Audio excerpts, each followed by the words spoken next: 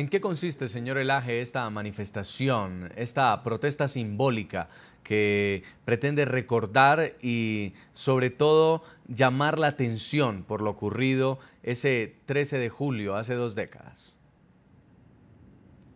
Para nosotros en Human Rights Foundation fue un honor sumarnos a la iniciativa del Directorio Democrático Cubano en guardar estos 20 minutos de silencio por 20 años de impunidad.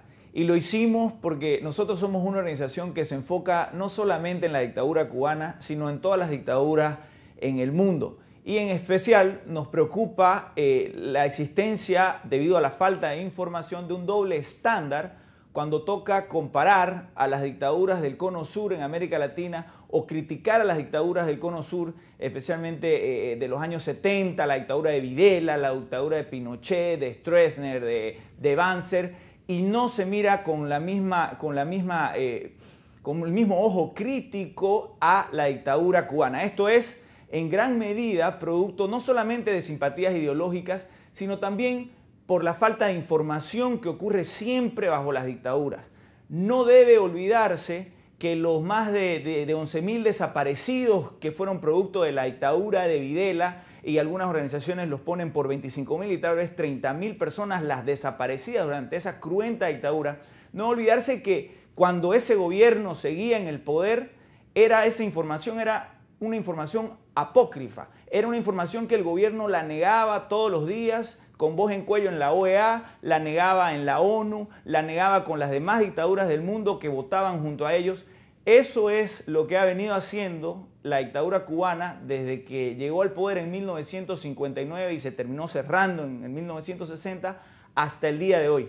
Y este crimen, el del remolcador 13 de marzo, que sin duda es uno de los más cruentos en la historia de las dictaduras latinoamericanas, no solamente de la dictadura cubana, que ya lleva alrededor de 8.000 muertos por motivos políticos, sino de la totalidad de las dictaduras latinoamericanas. Este es un crimen tan atroz que yo lo colocaría en un lugar similar al rapto de bebés que se produjo bajo la dictadura de Videla, de aquellos bebés sobrevivientes de personas que eran torturadas y muertas, ¿no? Entonces, por eso es que Human Rights Foundation se honró en sumarse a esta protesta. Señor Elaje, ¿y qué pasó con la comunidad internacional? Hace 2 décadas condenaron el hecho, ¿se limitaron a quedarse con la versión oficial del régimen cubano?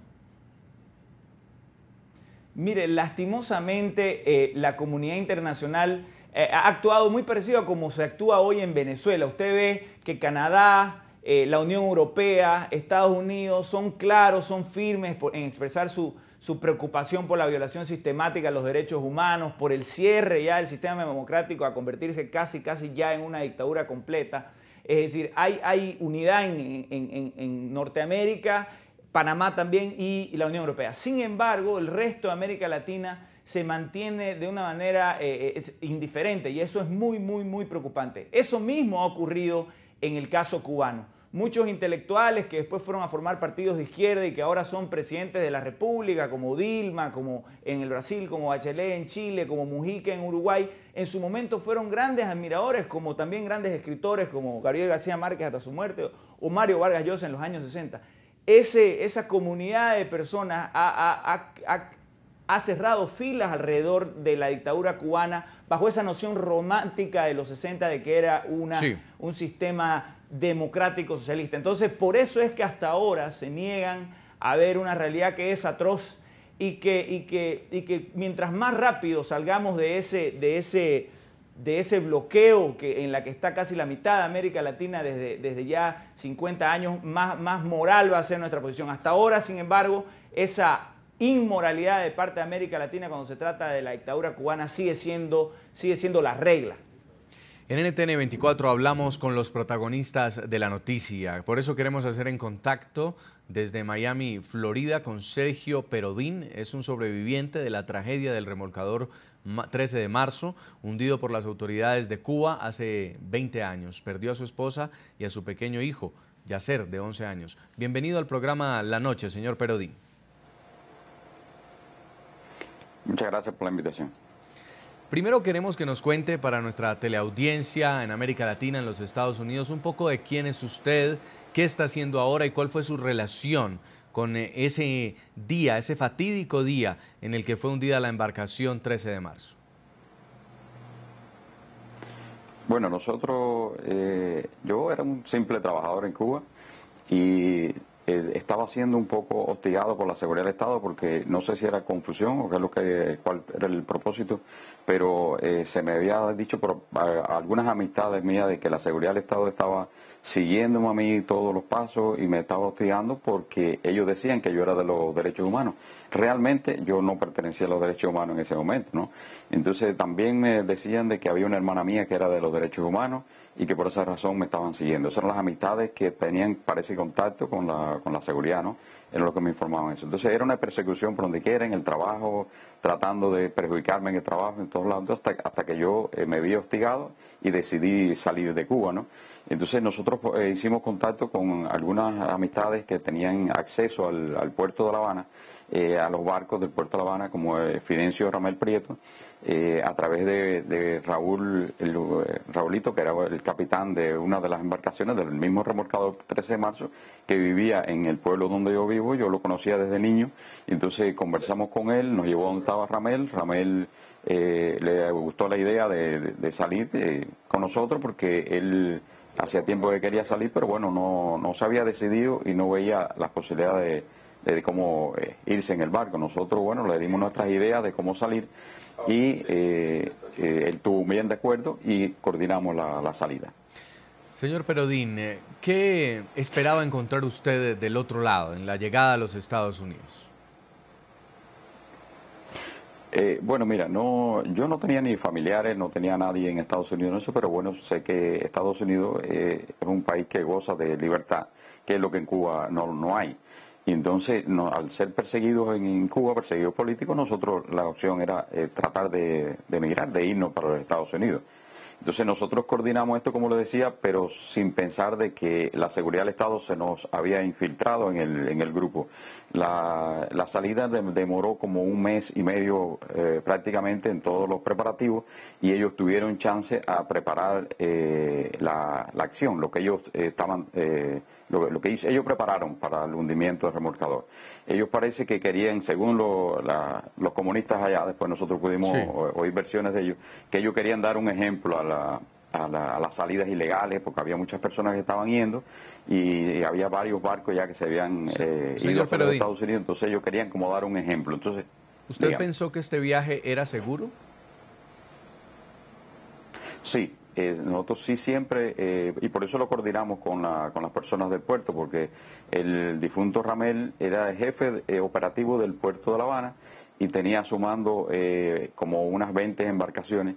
Entonces él se dedicó a través de sus amistades en el puerto y repararon el remolcador 13 de marzo, se le echó combustible suficiente, todo se preparó para un viaje seguro hacia los Estados Unidos. Lo que ya le digo, no teníamos en cuenta de que se nos había infiltrado la seguridad del Estado y ellos prepararon la emboscada que nos hicieron a nosotros para el hundimiento. Y por eso decide llevar a su familia, a su esposa y a su hijo. Cuéntenos qué fue lo que ocurrió en ese entonces, cuando ustedes ya habían zarpado y se encuentran con estas embarcaciones del régimen cubano. Ajá, nosotros esta salida fue de grupos de familia, todos éramos familia y amistades, alrededor de unos 40, pero parece que se filtró mucho la salida y llegaron a montar 72 en el barco en el momento que entramos. Nosotros entramos silenciosamente en el barco, al parecer nadie nos había visto, se contaba el personal que entraron 72 personas al barco, se lo contó el Fidencio Ramel. Y entonces le dijo al capitán, a Raulito, que podía emprender marcha. Entonces salimos alrededor de la 1 de la mañana, 1:30, y empezamos a bordear la costa de Regla para alejarnos un poco de la visibilidad de Capitanía del Puerto, que era donde estaba, que es la Policía Marítima, que está en el malecón. Entonces cuando nosotros estamos bordeando la parte de Regla, vemos como el primer barco, un Polargo, el Polargo 5, sale directo hacia nosotros, encendió las luces y sale directo a nosotros. Quiere decir que ya tenía la tripulación, nos estaban esperando. Y salió en busca de nosotros, nos alcanzó antes de salir de la Bahía de La Habana, nos da un primer golpe. El golpe nos llevó hacia los arrecifes. Ellos también se fueron hacia los arrecifes, el barco de ellos cogieron como miedo, empezaron a echar para atrás y nosotros ahí en ese momento logramos salir de la boca del morro. Ellos entonces nos alcanzaron rápidamente porque era un barco muy potente potente. El barco de nosotros corría unos 11 nudos y el de ellos corría 22 nudos. Y además era un barco de hierro el de ellos, un barco bien fuerte, hacía como 2 o 3 el tamaño del barco de ellos. Y el de nosotros era un viejo remolcador, aunque estaba bien reparado, pero era de madera. Entonces ellos comienzan a echarnos chorros fuertes de agua, ahí hubo muchos gritos de las mujeres, los niños, e inclusive en el malecón, los civiles que había a esa hora, que era de madrugada, pero había algunas gente en el malecón, inclusive empezaron a gritar y hubo hasta algún disparo al aire, no sé si era de la policía, de alguien, y entonces eso como que los atemorizó un poco a ellos, y ellos lo que hicieron fue no darnos más golpes y empezar a alejarnos de lo que es las costas de Cuba. Entonces cuando nosotros salimos de la boca del morro, ellos tirándonos muchos chorros de agua y echándole agua dentro del barco para que el barco fuera ganando en peso. Entonces cuando salimos de la boca del morro vemos como había 2 embarcaciones más de la Policía Marítima también escondidas detrás del morro. Entonces se unen a la persecución, nos cogen y nos hacen como un cerco y nos empiezan a alejar de las costas de Cuba. Y había 2 embarcaciones que nos echaban agua y había una que no sé si era que no funcionaban los equipos, porque esos son equipos de bomberos, los barcos esos.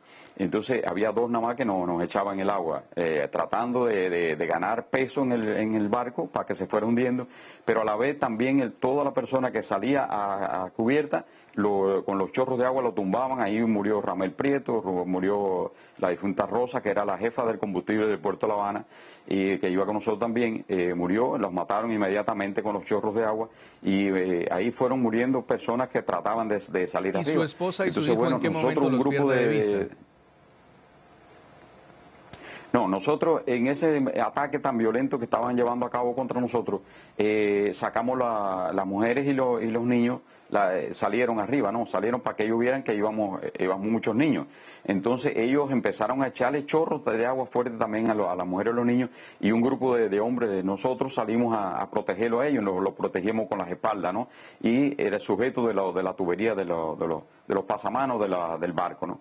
Y entonces ahí nos mantuvimos, el ataque fue bien violento hasta que ellos nos llevaron a 7 millas.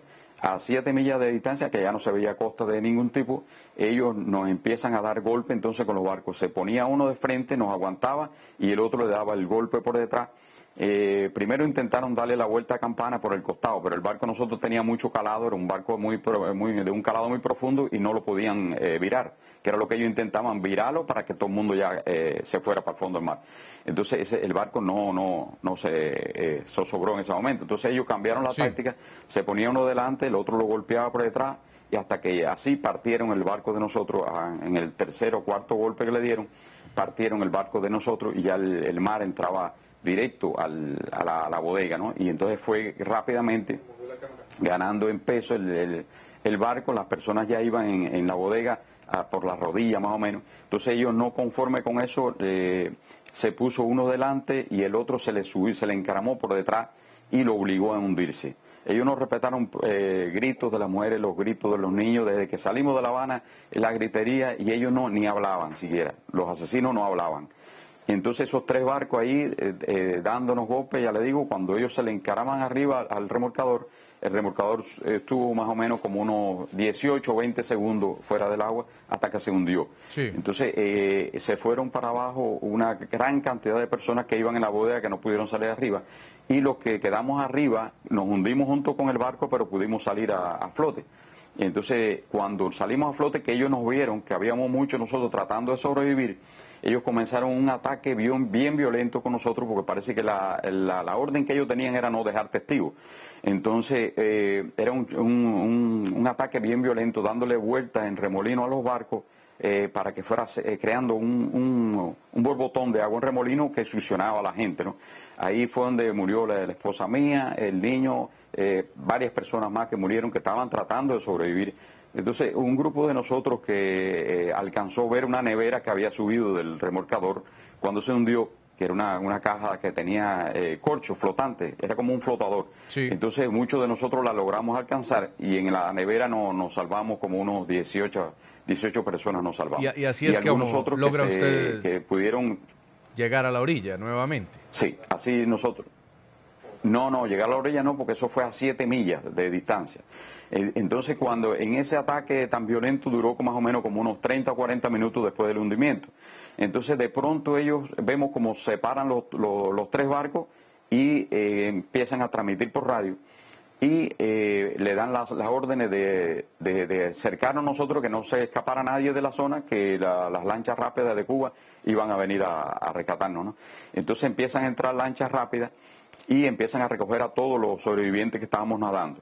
Cuando nosotros nos suben en los barcos, yo me subo en un barco que era un poco alto, era uno de los polargos, y entonces yo pude divisar, a pesar de que estaba ya casi desmayado, no podía nadar casi, pude divisar un barco griego que se encontraba en la zona, un barco de carga que parece que estaba entrando a Cuba, y entonces parece que ahí pudimos entender el por qué ellos nos recogieron.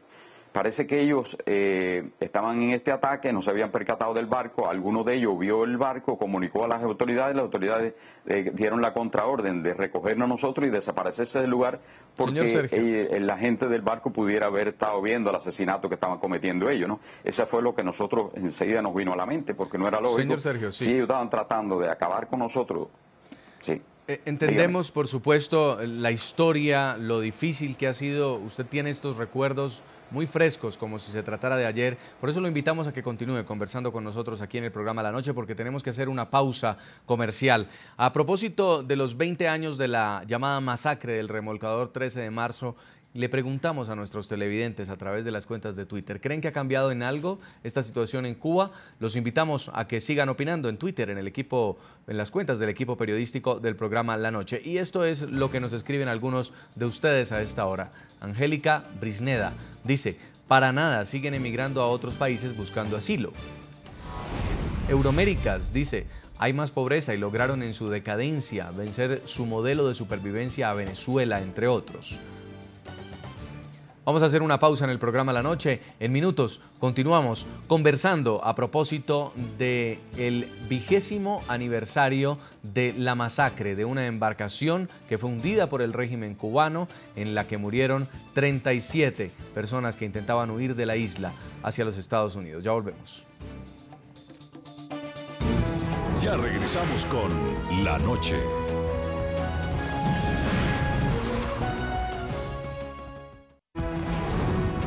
Continuamos con La Noche.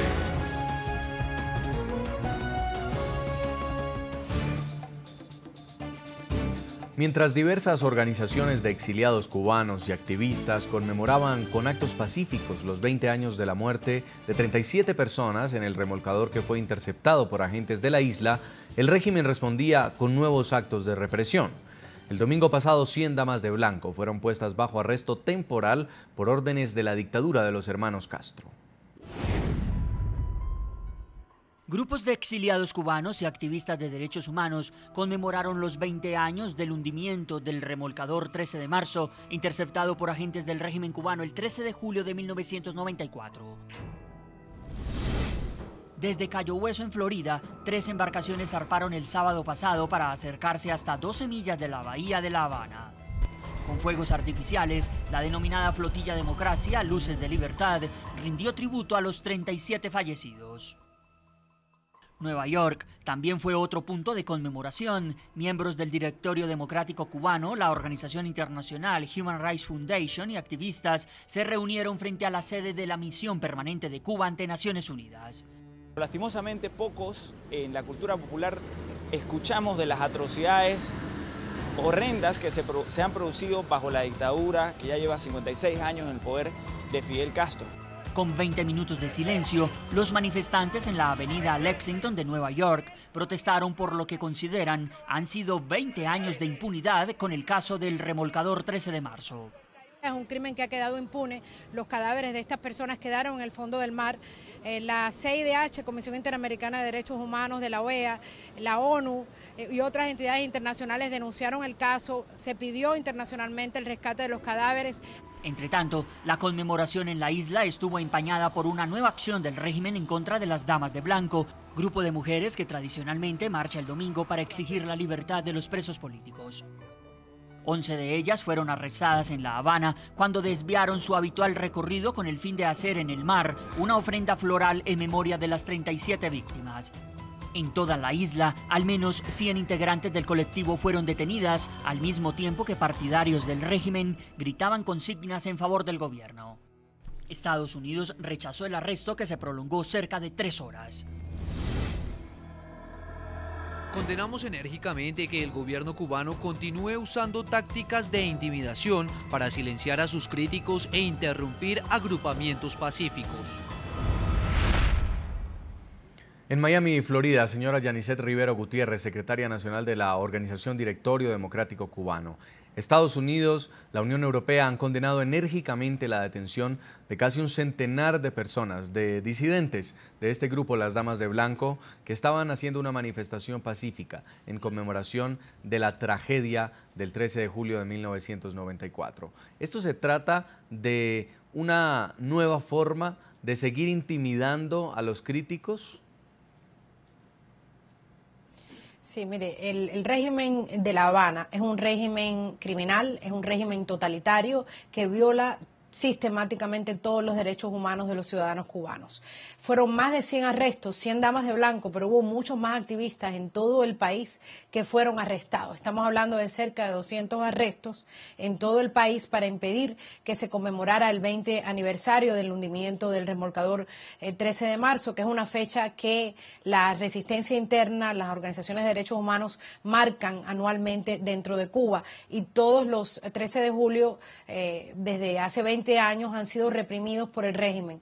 O sea, esto no es nada nuevo. Pero además de eso, nosotros estamos llamando la atención a la comunidad internacional sobre el aumento de las agresiones violentas contra las damas de blanco y contra otros activistas en las calles, contra mujeres defensoras de los derechos civiles en Cuba, y además contra activistas en general, y también sobre las ejecuciones extrajudiciales, las muertes, sin ningún tipo de razón, bajo la custodia de las autoridades de la isla, de al menos 9 activistas de derechos humanos en los últimos años. Y en esto estamos contando la ejecución, por ejemplo, de Osvaldo Payá Sardiñas y de Harold Cepero, que se van a cumplir 2 años ahora próximamente, el 22 de julio, como también de la líder de las Damas de Blanco, Laura Pollán Toledo, entre otros activistas de la isla en los últimos años. De manera que el régimen continúa siendo criminal, continúa asesinando a ciudadanos cubanos, y pues nosotros estamos haciendo un llamado de alerta internacional,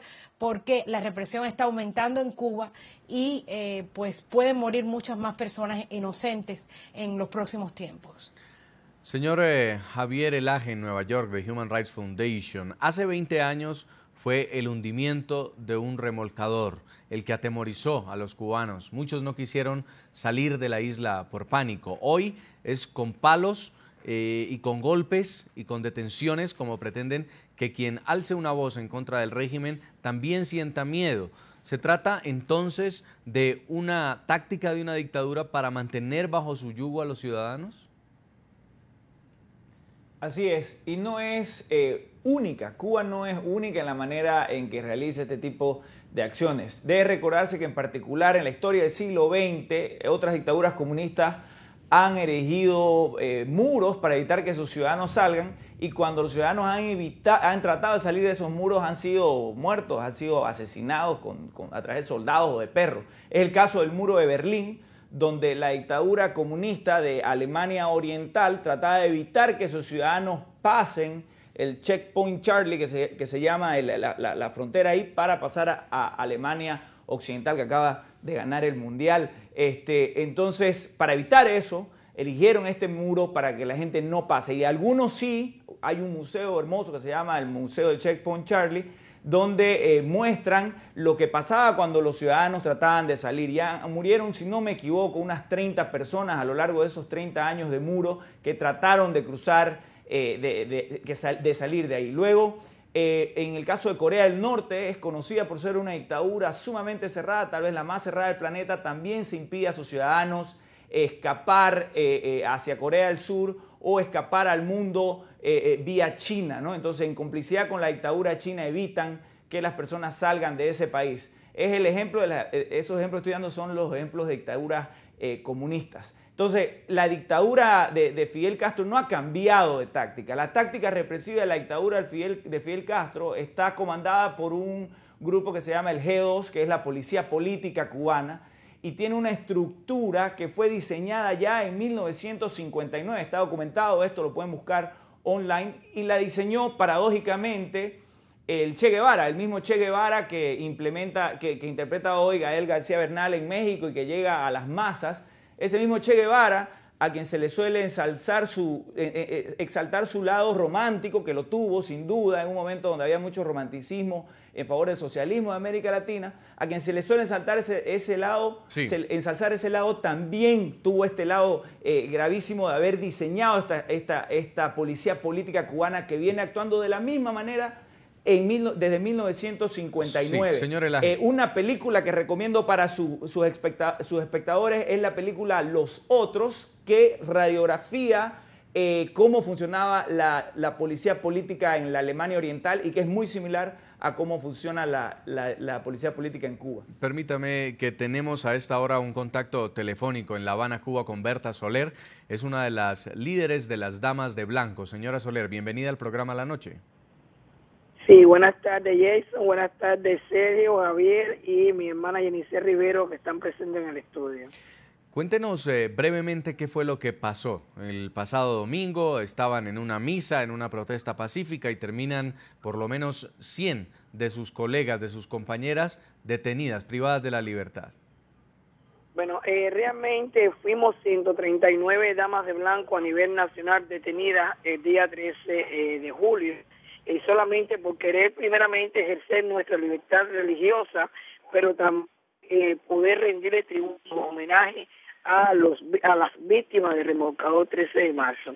Aquí en La Habana fueron primeramente 11 damas de blanco detenidas antes de misa, y luego después de misa, cuando nos exponíamos, 84 damas de blanco junto a 10 activistas de derechos humanos, entre ellos Ángel Moya Acosta, expreso del Grupo Los 75, íbamos por la calle 26 y Primera, bien cerca del mar, para depositar flores a las víctimas del remolcador 13 de marzo. La policía, un operativo combinado policía política y Policía Nacional Revolucionaria más Cuba, paramilitares organizadas y financiadas por el gobierno cubano, nos impidieron nuestra marcha y de una forma brutal nos introdujeron dentro de 3 ómnibus y nos llevaron detenidos por más alrededor de 3 o 3 horas y media. Quiero resaltar que a las 11 damas de blanco aquí en La Habana que detuvieron antes de misa, la liberaron en hora de la noche, estuvieron más de 6 horas detenidas. Una vez más, el gobierno cubano se muestra intolerante, irrespetuoso y no nos deja ejercer nuestras libertades religiosas, pero a lo largo y ancho de todo el país, no solo fueron 139 damas de blanco detenidas, hubo cientos de activistas de derechos humanos también detenidos solamente por querer ejercer su libertad religiosa, rendir tributo y homenaje a las víctimas del remolcador 13 de marzo. Quiero ponerla, señora Soler, en este momento en contacto también con Sergio Perodín. Él está en Miami y está escuchándola, puesto que él como sobreviviente, pero también como familiar de víctimas de esta tragedia, ha sentido que hoy, 20 años después, todo sigue en la impunidad, no hay ninguna reparación moral y muchos cubanos parecen haberse olvidado de lo que ocurrió. Bueno, mire, realmente los cubanos no es que hayan olvidado. El problema es que el gobierno cubano sigue con la impunidad y queremos de una forma con nuestra lucha no violenta acabar con la impunidad, darle fin a la impunidad del régimen castrista totalitario. Y hay muchos jóvenes que no conocen de esto, que es lo que ha pasado, que de estas víctimas, de estos hombres, mujeres, niños que perdieron su vida solamente por escapar de Cuba, escapar del sistema y llegar a un país donde existe libertad. El gobierno cubano no le da publicidad a esto, incluso mientras que muchos estábamos sufriendo familiares que perdieron sus familiares en el mar, pero también activistas de derechos humanos estamos sufriendo represión. Había muchos jóvenes que estaban haciendo juegos de fútbol, porque el gobierno cubano lo que hace es tratar de dar o desviar la atención de la verdad a la población para poder justificar de que ellos realmente no son lo que son. Incluso en otra imagen que no es la real a la comunidad internacional. Entonces, ¿qué es lo que hacen aquí en Cuba? Malinforman a la población. Señor Perodín. Que pudieron estar mal informados. Señor Perodín, ¿qué mensaje le envía usted brevemente también a Berta Soler, que está en Cuba, que ha decidido dar esta lucha en más de 50 años de dictadura y continuar manifestándose en contra del régimen de los hermanos Castro? Bueno, mi mensaje es de amor y de comprensión de todo lo que ellos han hecho, y la verdad es un valor tremendo que tienen ellas al enfrentarse al régimen. Cada hora que pasa ellos están en peligro, ya que el régimen tiene una persecución contra ellos tremenda, y cada vez que ellos intentan reunirse o hacer algo como en solidaridad con los muertos o algo a favor de los derechos humanos, la represión la tienen encima del gobierno cubano. Y nosotros la verdad que le damos desde aquí un fuerte abrazo y agradecemos de todo corazón el trabajo que están haciendo ellos y a donde se están enfrentando, al monstruo que se están enfrentando, porque nosotros lo vivimos en el hundimiento del remolcador, que esa gente no tiene piedad de ningún tipo, son asesinos que no tienen piedad de ni niños, ni mujeres, ni ningún ser humano. Y la verdad que nosotros, el mensaje es de amor y de fuerza para que sigan luchando, y porque ellos están bien seguros de lo que ellos quieren. Ellos quieren la libertad como la queríamos nosotros cuando intentamos salir de Cuba, y por querer esa libertad asesinaron a nuestra familia. Pues quiero agradecerle mucho en Miami, Florida, al señor Sergio Perodín, sobreviviente de la tragedia del remolcador 13 de marzo, y también en La Habana, Cuba, a Berta Soler, líder de las Damas de Blanco, por habernos acompañado en el programa La Noche. A ambos muy amables. Gracias, muchas gracias. Seguimos invitando a los televidentes a que opinen. Nos digan en Twitter si después de 20 años de esta masacre del remolcador 13 de marzo creen que ha cambiado algo en la situación en Cuba. Pueden opinar a través de las cuentas de Twitter del programa La Noche. Leemos algunos mensajes de televidentes. Sergio Escobar dice: sí ha empeorado para la población de la isla, pero ha mejorado para los Castro y su dictadura.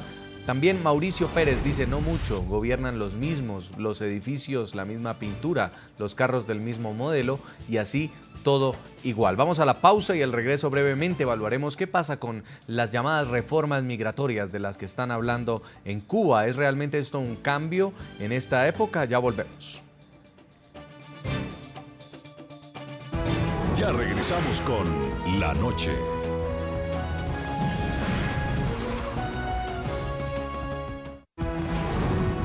Continuamos con La Noche.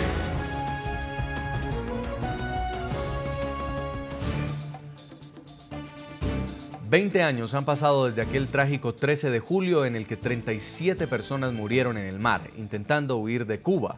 La emigración irregular de cubanos que buscan, afrontando todo tipo de riesgos, un mejor futuro fuera de la isla y sobre todo su libertad, parece no haber cambiado desde entonces. Pese a la denominada reforma migratoria del régimen castrista, que flexibilizó la salida de sus ciudadanos hasta por periodos de 2 años, aquellos que no cuentan con los recursos económicos suficientes para viajar y están cansados de la represión, siguen optando por escapar a bordo de rudimentarias embarcaciones.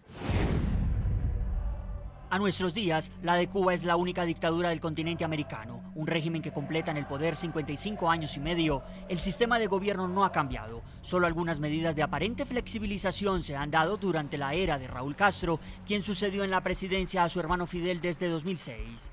Por ejemplo, la reforma migratoria cubana de principios de 2013, medida que habilitó a los cubanos para viajar fuera de su isla hasta por 2 años y que ha beneficiado a algunos disidentes. Esto lo he luchado mucho.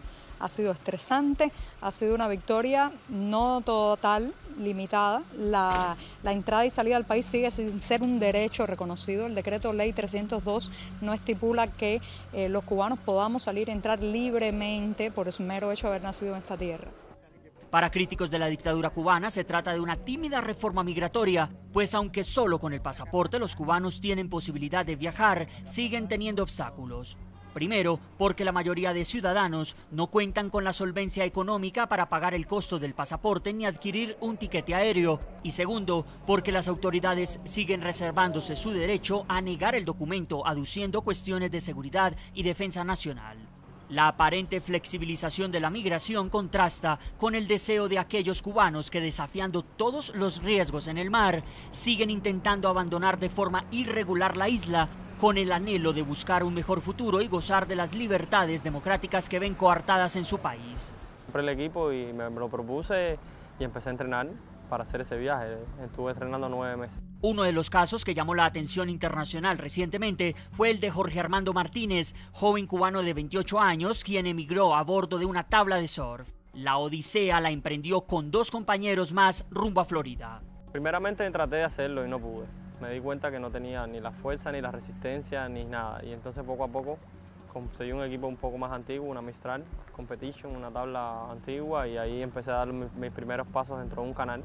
Las balsas siguen siendo un recurso para quienes buscan salir de Cuba de forma irregular. El pasado 4 de julio, 29 balseros cubanos fueron rescatados en aguas cercanas a Cayo Hueso, cuando la embarcación en la que habían salido 4 días atrás desde la isla de Los Castro estaba inundándose. En Miami, Florida, estamos conversando con Yanisset Rivero Gutiérrez, es la secretaria nacional de la organización Directorio Democrático Cubano, y quiero preguntarle su opinión a propósito de esto que ha sido llamada una apertura migratoria. Le ha permitido salir a algunos disidentes de gira por Europa, por Estados Unidos, a contar lo que está pasando, pero ¿realmente el cubano de a pie tiene esta posibilidad? En realidad, en Cuba se viola el artículo 13, como se violan los 30 artículos de la Carta Universal de los Derechos Humanos, que dice que todo ciudadano de un país tiene derecho a salir y entrar de su país sin pedir permiso. En realidad, estos cambios, como le llama el régimen, o reforma, realmente son migajas, no son los derechos, el respeto a los derechos que se merece el pueblo cubano, y se está presentando para mejorar cosméticamente la imagen del régimen ante la comunidad internacional. Lo que los cubanos dicen dentro de Cuba: queremos nuestros derechos, queremos nuestra libertad. El pueblo cubano no ha dejado de luchar en estos 55 años, no ha dejado de buscar sus derechos. Hay miles y miles de presos políticos, miles de fusilados en Cuba, miles de personas desaparecidas. No se habla de las listas de desaparecidos, no solamente en el mar, desaparecidos que se desconoce lo que ocurrió con estas personas en Cuba durante estos 55 años. De manera que esto de que dejen salir algunas personas, es importante que estas personas salgan, que hablen al mundo, que den su testimonio, pero en realidad no se está respetando el derecho que tenemos todos los cubanos de entrar y salir a nuestro país. Así que no considero que eso sea ningún cambio positivo para el pueblo de Cuba. Queremos el derecho completo, queremos que se nos respeten los 30 artículos de la Carta Universal de los Derechos Humanos. En Nueva York, señor Elaje, de Human Rights Foundation, estas personas que pudieron salir, Joanny Sánchez, Berta Soler, el mismo Fariñas, Guillermo Fariñas, tuvieron la oportunidad de tener un pasaporte y estuvieron financiados por organizaciones internacionales para irse de gira, para salir. Pero aún hay otra realidad de los cubanos, y es las que siguen construyendo balsas o embarcaciones rudimentarias para intentar llegar a Los Cayos, a la frontera con los Estados Unidos, y tener un mejor futuro. Sin duda, los medios de transporte en Cuba, debido a que es una dictadura totalitaria y que por tanto no de orden comunista, donde no hay propiedad privada, no incentiva la iniciativa privada, no incentiva el que haya un mercado con mucha competencia de empresas de transportes que por costos baratos puedan transportar a las personas. Entonces, como usted dice, nosotros como Organización de Derechos Humanos, por ejemplo, el año pasado invitamos a Berta Soler y a Roberto Guerra de Hablemos Press, quien ha sido también golpeado recientemente hace un par de semanas. Los invitamos a nuestra conferencia del Oslo Freedom Forum y participaron de ese evento. Pero hacer ese tipo de gastos es imposible para un cubano, ni siquiera para ellos, si no es por organizaciones amigas que conocemos de su trabajo, porque son realmente prominentes dentro de un país de millones de personas.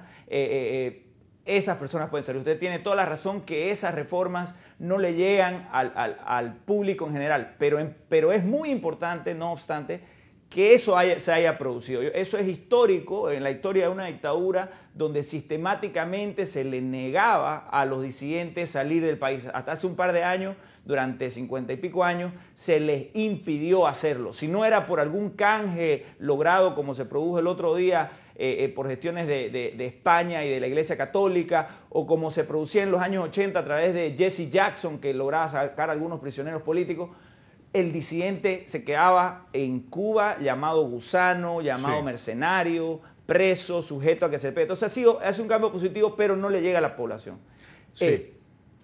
Queremos agradecerle mucho en Nueva York, señor Javier Elaje, director jurídico de Human Rights Foundation, y también en Miami, Florida, Yanisset Rivero Gutiérrez, la secretaria del Directorio Democrático Cubano, ambos por sus impresiones, por habernos acompañado, muy amables. A todos nuestros televidentes los invito a que nos envíen sus comentarios a www.ntn24.com. Pueden seguirnos escribiendo en Twitter en @ntn24, @segurizati ntn24, @Jason Calderón y @La Noche NTN24. La Noche seguirá encendiendo las luces para que usted vea el punto clave de la noticia. A todos que pasen muy buena noche.